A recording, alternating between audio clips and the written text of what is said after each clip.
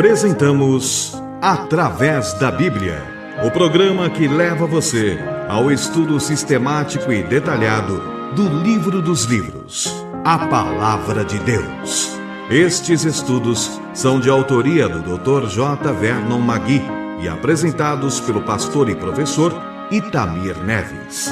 Convidamos você, ouvinte, a acompanhar esta jornada através da Bíblia.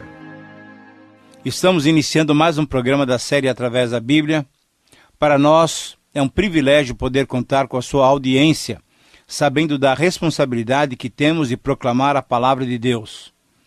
Ao iniciarmos esse programa, queremos agradecer a todos vocês que escrevem e oram por nós, demonstrando assim o seu carinho e o seu amor cristão, dando-nos o retorno necessário de como tem chegado o nosso programa até vocês. Razão de ser do nosso programa é a possibilidade de encorajarmos e incentivar vocês que nos sintonizam periodicamente a estudar com a profundidade que ela merece a palavra de Deus. Por isso sempre é um momento de muita satisfação quando lemos um trecho de uma carta que vocês nos enviam. Hoje nós queremos mencionar a carta que chega da cidade de Santa Cruz de Xingu, no Mato Grosso. Essa irmã nos diz as seguintes palavras: moro no sítio e ouço sempre o programa através da Bíblia. Oro sempre para que esse programa nunca deixe de existir, pois sinto a presença de Deus e me alegro muito com esse programa. Que Deus os abençoe continuamente. Querida irmã, muito obrigado por suas palavras. Nós somos gratos a Deus por esse reconhecimento e colocamos-nos sempre à disposição do Senhor e à disposição de cada um de vocês também para que Ele continue nos usando como um canal da sua misericórdia, da sua graça, para a edificação do seu corpo, que é a igreja. Eu quero insistir no que temos dito em outros momentos. Se você tiver condições, escreva-nos compartilhando conosco as suas necessidades, dúvidas e motivos de oração, motivos de louvor. Eu creio que a oração realmente é um veículo muito amoroso que Deus nos concedeu para que nós, seus filhos, pudéssemos falar com Ele. Por isso eu quero convidá-lo exatamente nesse momento para orar, para falar com o nosso Deus. Pai querido, pedimos a Tua bênção na direção e na condução desse programa. Que ele seja edificante para todos nós, para todos aqueles que nos ouvem. Ilumina-nos, Senhor, pelo Teu Espírito e faça-nos experimentar a Tua presença. Senhor, nós oramos, agradecendo o Senhor, em nome de Jesus. Amém. Fortalece a fé, conhecer nosso Deus. Querido amigo, você deve se lembrar que há 2 programas passados, dissemos que apresentaríamos alguns paralelos entre a vida de José e a vida de Jesus.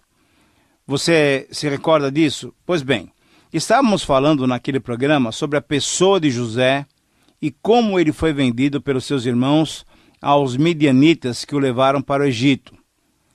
No estudo da vida de José, encontramos paralelos que iremos apresentar durante alguns programas paralelos com a vida de Jesus. Hoje nós vamos apenas começar. Então, o primeiro paralelo, você pode anotar aí, refere-se aos nascimentos.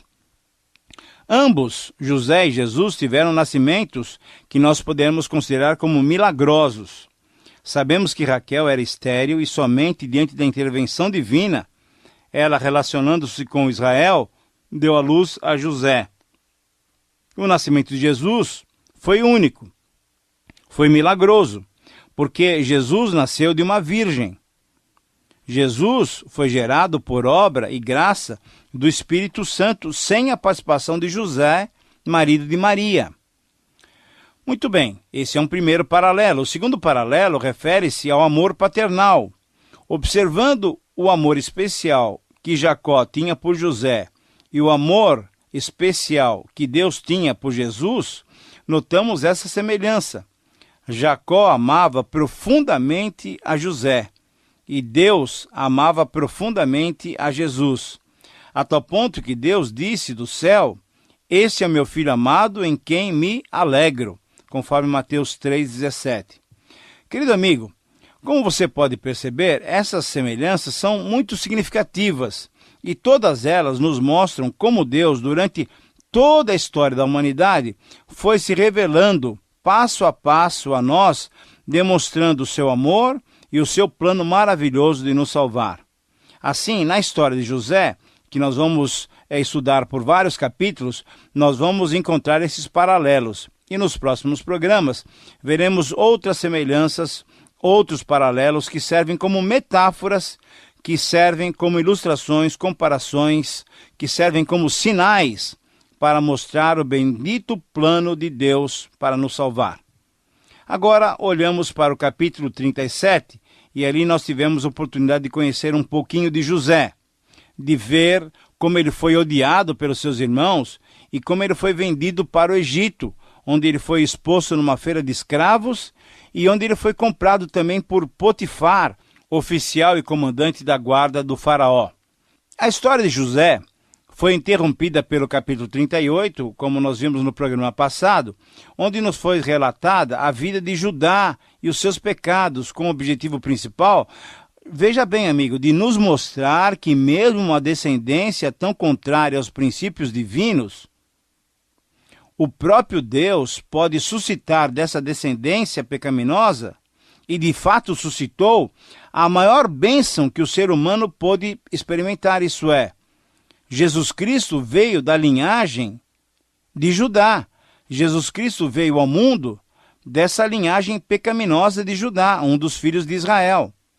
Jesus Cristo nasceu dessa linhagem, porém ele não tinha pecado. Ele se fez homem para salvar a humanidade dos seus pecados. Mas vamos voltar a focalizar a vida de José. E aí nós o encontramos com 17 ou 18 anos, sendo submetido a experiências muito graves, muito delicadas.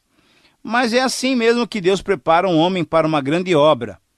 Vemos que quando José estava começando a sentir o prazer da vitória, isso é, de ter uma vida muito bem aceita por seu pai, de ser um homem sonhador, de ter esse contato especial com Deus, ele foi submetido a uma outra experiência que lhe adiou a vitória. Situações ocorreram de repente, afastando-o daquela vitória muito fácil. Eram provas aparentemente grandes para aquele jovem, mas, querido amigo, isso foi providencial. Tudo foi permitido e planejado por Deus, que queria preparar em José um grande homem para cumprir uma grande tarefa. Deus sempre apareceu aos outros patriarcas. Porém, Deus não apareceu a José. José era um crente muito fiel e cria que Deus estava presente em todos os episódios da sua vida. Por isso, Deus não precisou lhe aparecer em visões. José não chegou a ouvir a voz de Deus, mas sabia que ele, Deus, estava preparando ele, José, para uma grande obra, para uma grande tarefa, para uma grande missão. José tinha essa convicção e Deus foi se manifestando em todos os detalhes da vida de José. Mesmo não tendo aparecido a José de uma forma visível, Deus estava presente na sua vida e, sabendo disso, José estava disposto a suportar as duras experiências e a se manter fiel.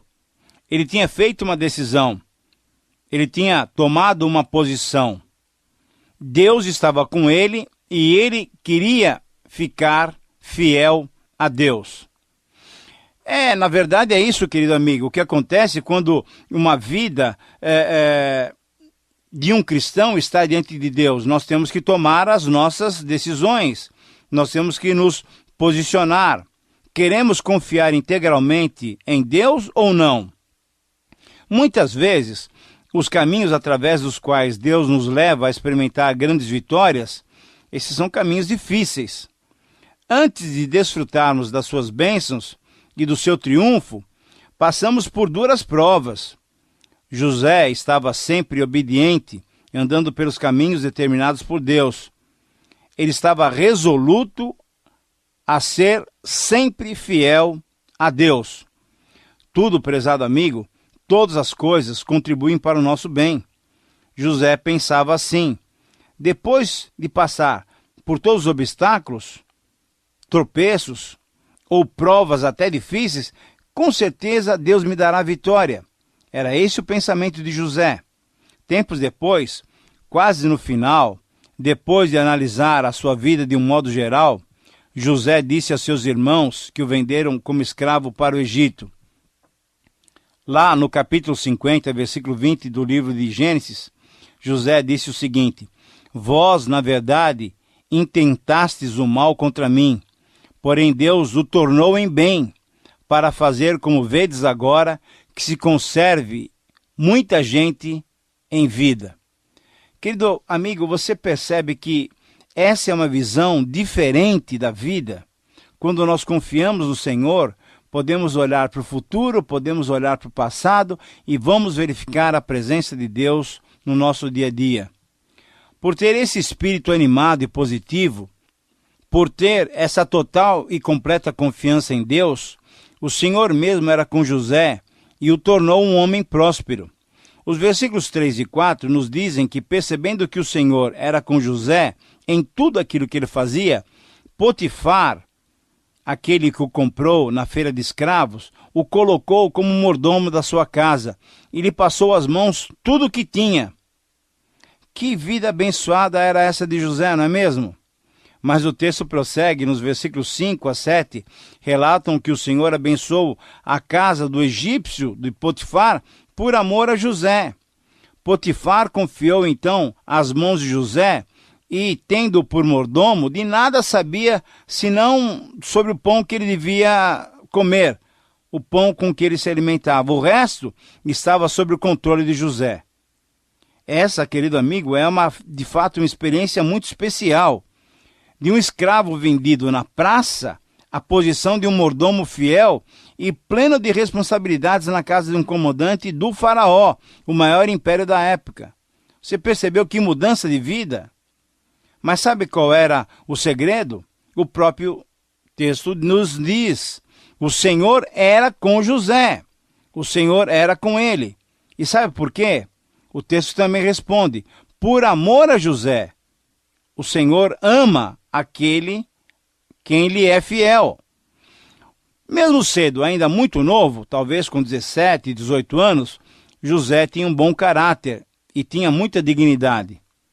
Esse é o relato de uma vida abençoada e abençoadora.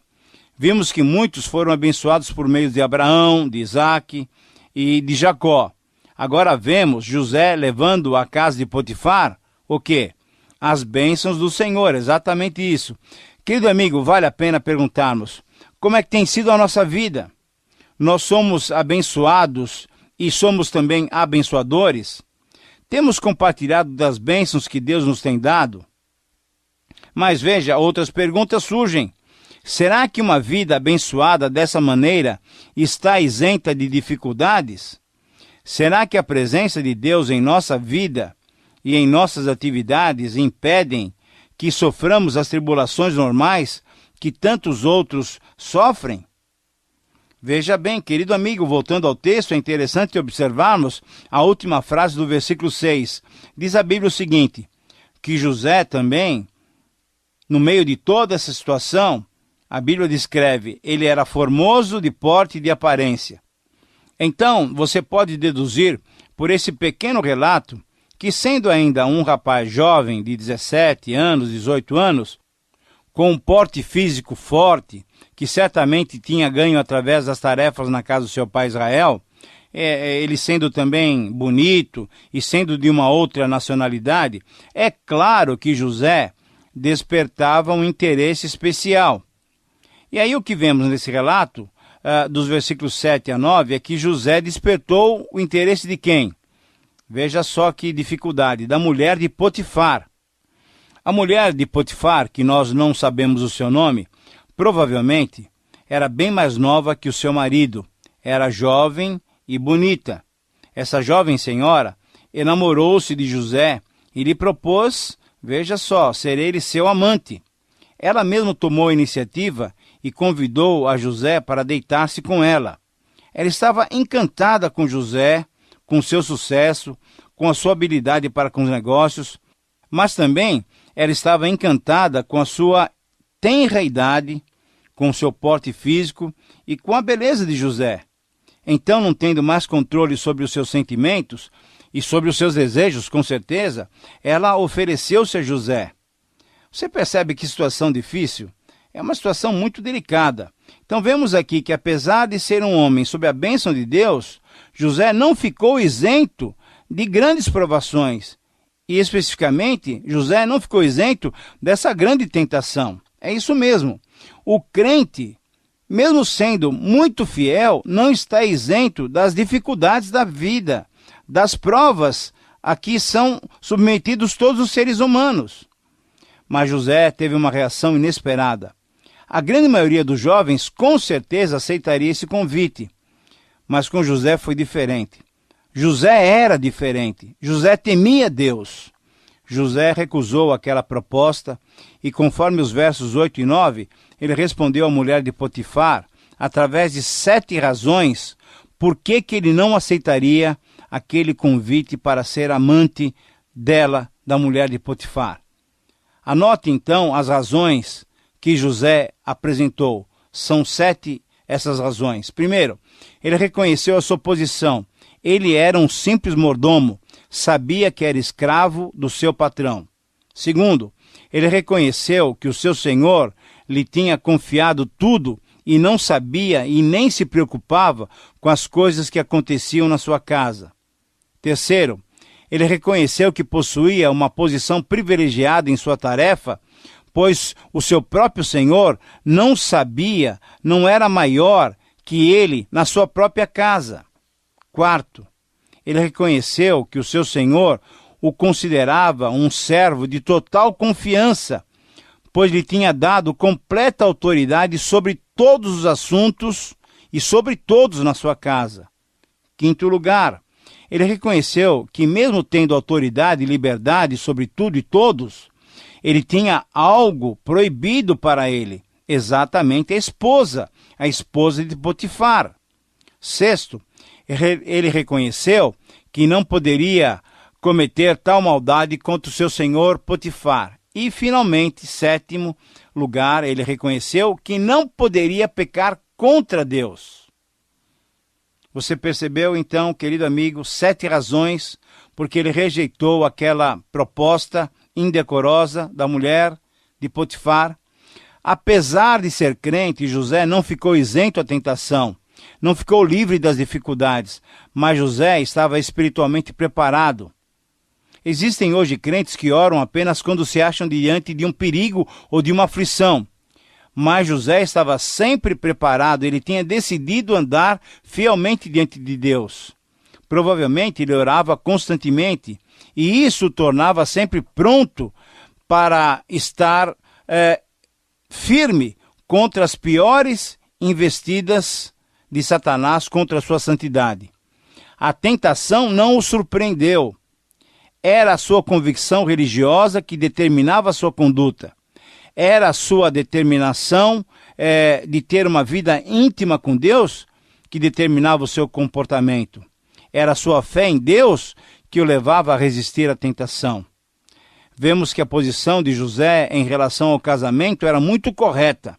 A mulher de Potifar deveria ser respeitada a todo custo. Era a mulher de Potifar, do seu senhor, e por isso José não podia possuí-la. E possuí-la seria uma ofensa, antes de tudo, a Deus. Foi essa convicção que determinou a conduta de José. Nos versículos 10 a 12, encontramos a sequência da investida do maligno contra um servo de Deus. Veja só, além de continuar se insinuando e convidando José para um relacionamento incorreto, para deitar-se com ela, a mulher de Potifar não desistia dele. E José, tendo que trabalhar e administrar a casa de Potifar, um certo dia não encontrou nenhum dos outros servos na casa. Apenas estavam ele e a esposa do seu senhor. E o que fez essa mulher? Essa mulher o agarrou pelas vestes. Mas José, deixando as vestes em sua mão, ele fugiu, ele correu daquela situação. Vendo ela que José fugira, mas havia deixado as vestes nas suas mãos, chamou pelos homens da sua casa, os outros servos, e lhes disse: Vede, trouxe-nos o meu marido, esse hebreu, para me insultar. Ele veio até mim para se deitar comigo e eu gritei em alta voz. Ouvindo ele que eu levantava a voz e gritava, ele deixou as suas vestes ao meu lado e saiu fugindo para fora. Querido amigo, veja que situação. Embora alguns possam considerar José como um covarde, sob o ponto de vista humano, sob o ponto de vista dos que temem a Deus, José foi um herói na verdade. Essa é uma situação quando fugir representa o verdadeiro heroísmo. Mas, querido amigo, a mulher de Potifar apresentou-se então como vítima. Achou uma boa explicação para aquela situação. E José, que foi um herói, foi transformado em vítima de uma astúcia, de uma calúnia. A mulher, não conseguindo o seu mau intento, vingou-se de José. José fugiu e a mulher de Potifar mentiu.